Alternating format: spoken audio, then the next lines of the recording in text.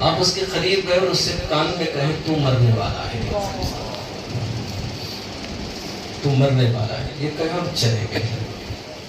جن دنوں کے بعد ادھر سے گزر ہوا تو دیکھا کہ وہ اونٹ جو ابھی صحت مند اور تندرست تھا، ہڈیوں کا ڈھانچہ دکھ رہا ہے۔ تو دیکھو موت کے خوف نے اسے اس تندرست اونٹ کو ہڈیوں کا ڈھانچہ بنا دیا ہے۔ تو بہرحال آپ کو موت سے ایسے خوف نہیں کھانا ہے کہ کھانا پینا چھوڑ دے، کھائے پیے اس لیے کہ اس موت کی تیاری کرے، روٹے و رب کو راضی کرے، ناراض ہے خدا اس کو راضی کرنے والے اعمال کرتے رہے۔ اگر جسم میں غذا ہوگی تو پھر آپ کے ہر عمل کے اندر توانائی ہوگی، طاقت ہوگی، اور کیا کہتے ہیں اس میں مزہ ہوگا، لذت ہوگی۔ ایک شاہد نے کہا کہ مارو دنیا کو لات، جو کچھ ہے سب آخرت ہے۔ میں نے کہا دنیا کو اگر تم لات مارو گے، 3 دن اگر تمہارا ایگزامپل کھانا بن کر دیا جائے گا، تمہاری لات بھی نہیں اٹھے گی۔ کیوں مارنا چاہتے ہو اس دنیا کو جس دنیا کا خالق بھی میرا اللہ ہے؟ ربنا آتینا فی الدنیا، کیوں کہا حسنہ وفی الآخرۃ حسنۃ وقنا عذاب النار؟ دنیا بھی مانگنا تمہیں سکھایا ہے، اور تم اتنے متقی دکھ رہے ہیں کہ مارو دنیا کو لات، جب کھانا ہی نہ ملے تو تمہاری لات بھی نہیں اٹھے گی۔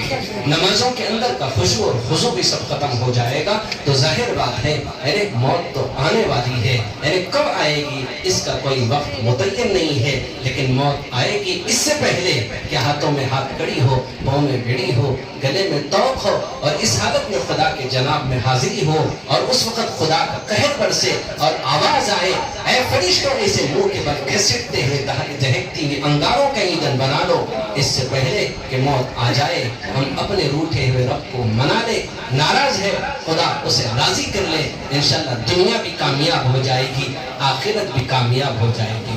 فیلوں یا بوری پر سونے والے وہ سب کے لیے اشارہ ہے۔ فرش مل پہ اے سونے والوں، قبر میں جا کے سونا پڑے گا۔ پچھلے سال لاک ڈاؤن میں ایک صاحب نے مجھے کال کیا اور کہا کہ حافظ صاحب بے چینی ہے، بے قراری ہے، ایک کرب جیسی کیفیت ہے۔ بہرحال وہ اپنی داستان غم سنا رہے تھے، بار بار یہ شعر میرے کانوں میں ٹکرا رہا تھا۔ باغ میں لگتا نہیں جنگل سے گھبراتا ہے دل، کس جگہ لے جا کے بیٹھے ایسے دیوانے کو۔ میں نے کہا کیا پرابلم ہے؟ بولے حافظ صاحب ایک عجیب سی وحشت ہے، عجیب سی گھبراہٹ ہے، ایک عجیب سا ڈپریشن اور ٹینشن ہے۔ یعنی کس چیز کا ٹینشن ہے؟ کرونا کے نام پر ہیبت زدہ ہوئے، خوف زدہ ہوئے، یعنی حسین اور خوبصورت محل میں بھی اب انہیں بے چینی اور بے قراری سے محسوس ہو رہی ہے۔ میں نے کہا جس محل کے لیے تم نے 25 سال سعودی عرب میں لگایا، 25 سال کی عمر کو سعودی عرب پہنچے، 25 سال کمانے میں لگ گئے، 50 سال کی عمر میں ریٹائر ہو کر سعودی عرب سے جب آئے تو 5 سال کی محنت کے بعد ایک حسین اور خوبصورت انہوں نے محل بنایا۔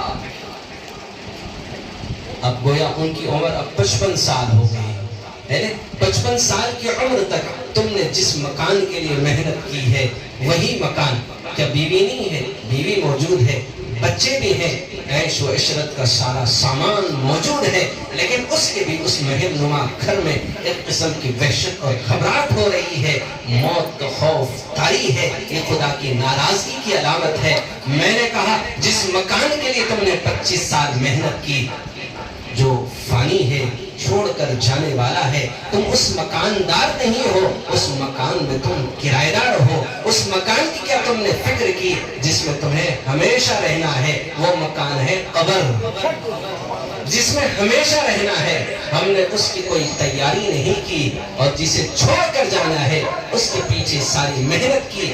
آج سب کچھ موجود ہے لیکن وحشت اور گھبراہٹ ہے۔ اس گھر کا کیا ہوگا؟ نہ بیوی ہوگی، نہ بچے ہوں گے، نہ دوست احباب ہوں گے، نہ رشتہ دار ہوں گے، نہ ماں کی ممتا ہوگی، نہ باپ کی شفقتیں ہوگی۔ روزانہ ہر ایک کی قبر آواز دے کر کہتی ہے میں تنہائی کا گھر ہوں، اپنے ساتھ کوئی ایک ساتھی کو لے آنا۔ آپ کہیں کہ عجیب و غریب بات ہے کہ خبر کہتی ہے کہ میں تنہائی کا گھر ہوں، اکیلے نہیں اپنے ساتھ کسی کو لے آنا۔ کون تیار ہوگا صاحب؟ سب محبت کے دعوے ضرور کرتے ہیں لیکن مرنے کے بعد اکیلے تنہا قبر میں لے جا کر سلا دیتے ہیں۔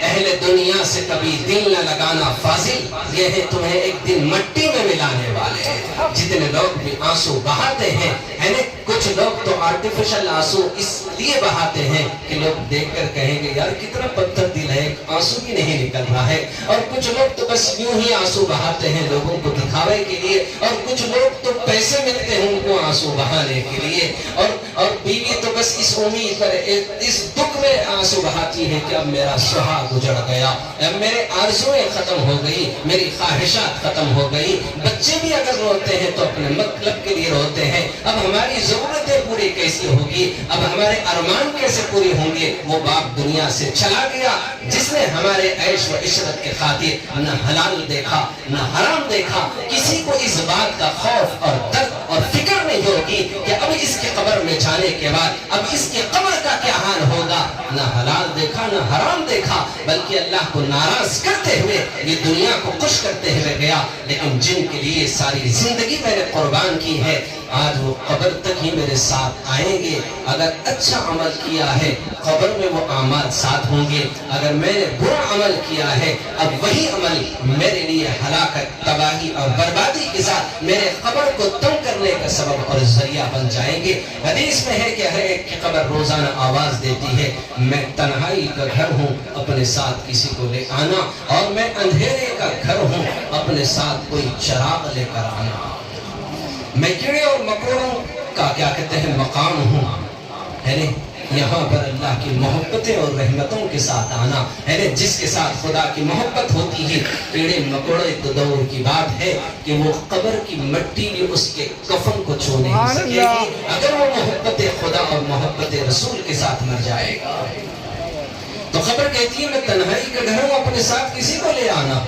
ایک شخص مر جاتا ہے، قبر میں لٹایا جاتا ہے، جب چند قدم لوگ چلے جاتے ہیں ہے نا تو دیکھتا ہے کہ فرشتے ادھر سے آتے ہیں، ہے نا، اب یہ گھبراہٹ کی حالت ہے، اب اسے ایک عجیب سی وحشت ہو رہی ہے اور عجیب سی گھبراہٹ محسوس ہو رہی ہے کہ اب اس تنہائی کی جگہ اب دو فرشتے اس سے ملاقات کے لیے آ رہے ہیں۔ اس سے پہلے کہ وہ فرشتے قریب آ جائے ایک نورانی حسین خوبصورت چہرے والا نوجوان آئے گا، اس مردے ان فرشتوں کے درمیان کھڑا ہو جائے گا۔ فرشتے کہیں گے کہ ہٹ جا، اس سے سوال کرنا ہے، وہ کہیں گے دور سے سوال کر لو اور چلے جاؤ، میں تو اس کی ہمت کے لیے آیا ہوں، میں اس کی طاقت بن کر آیا ہوں، میں اس کی تنہائی اس کی وحشت کو دور کرنے آیا ہوں۔ میرا فرشتے دور ہی سے کیا کہتے ہیں اس مردے سے سوال کریں گے، چلے جائیں گے، یہ مردہ اٹھے گا، اس نوجوان کو اپنے سینے سے لگائے گا اور کہے گا جن کے لیے میں نے سب کچھ قربان کر دیا، نہ ماں وہ میرے ساتھ آئی، نہ باپ کی شفقتیں میرے ساتھ تھی، نہ بھائی میرے ساتھ تھے، نہ بہنیں میرے ساتھ تھے، نہ بیوی نہ بچے میرے اس مقام پر میرے کو ساتھ دیے،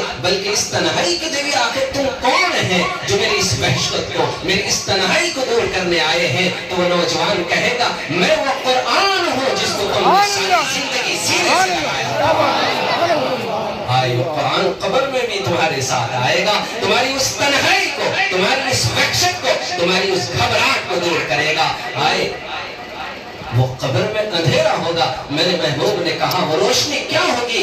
رات کے اندھیرے میں اٹھ کر پڑھی جانے والی وہ تہجد کی نماز ہوگی، چاہے وہ 4 رکعت ہو چاہے وہ 8 رکعت ہو۔ جب تم رات کے اندھیرے میں اٹھ کر جب ساری خلقت اڑ کر سو رہی ہو اور اس وقت خدا کے جناب میں کھڑے ہو کر وضو کر کے مصلی بچھاؤ اور 4 رکعت یا 8 رکعت تہجد کی نماز پڑھ لو، میرے محبوب کہتے ہیں وہ قبر کے اندھیرے کی وہ روشنی وہ نماز بن جائے گی۔ اللہ کی یادوں اور محبت میں اپنی زندگی کی صبح شام گزارو، وہ اس تنہائی کو دور کرنے کا سبب اور ذریعہ کیا کہتے ہیں بن جائے گی۔ تو حقیقت یہی ہے کہ ہر ایک کی قبر آج سے نہیں، اس وقت سے جس وقت اس انسانیت کو خدا نے کیا کہتے ہیں وجود بخشا ہے، ہر ایک کی قبر اس کو آواز دے رہی ہے۔ عرش مخمل پہ اے سونے والو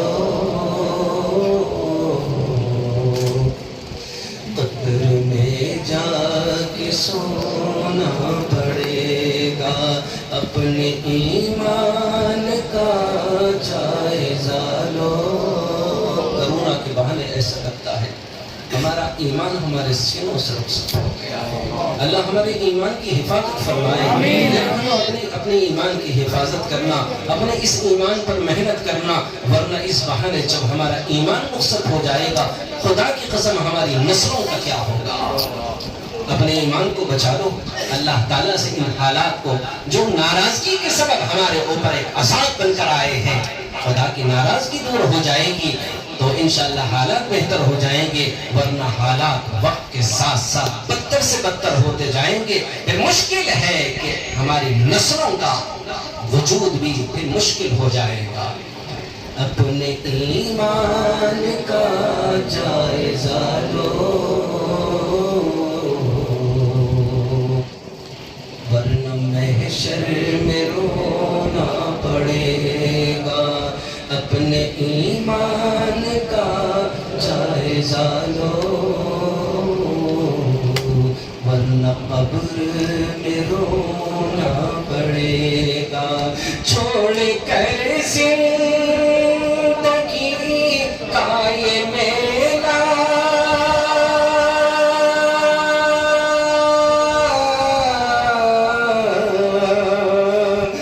جائے گا تو یہاں سے اکیلا.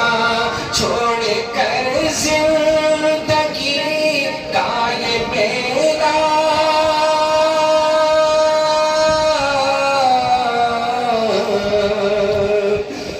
جائے گا تو یہاں سے اکیلا. خوبصورت حسین بدن ہے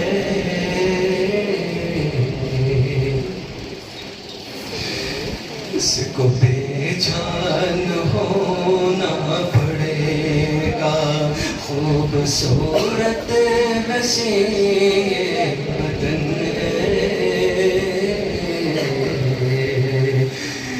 اس کو بے جان ہونا پڑے. چار یاروں کے کاندھوں پہ جس دل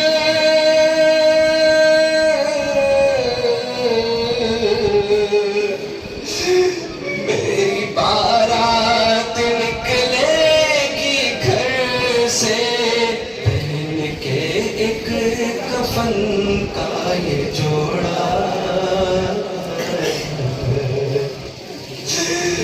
جب جنازے پہ رونا پڑے گا پہن کے ایک کفن کا یہ جوڑا.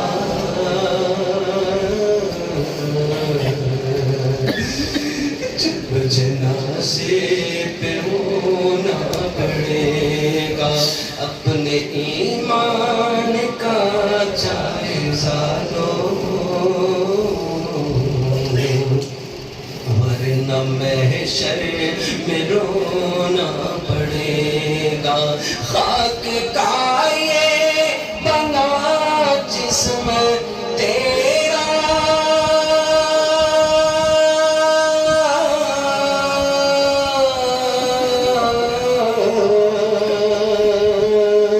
خاک میں مل کر رہے گا. ایک دن تو یہاں پر آیا ایک دن تجھ کو جانا پڑے گا. ایک دن تو یہاں پر آیا ایک دن تجھ کو جانا پڑے گا. اپنے ایمان کا جائزہ لو ورنہ قبر میں رونا پڑے گا. خوبصورت حسین بدن ہے اس کو بے جان ہونا پڑے گا. محمود غزنوی 1000 سال سے زائد ہو گیا، اس کا انتقال ہو گیا.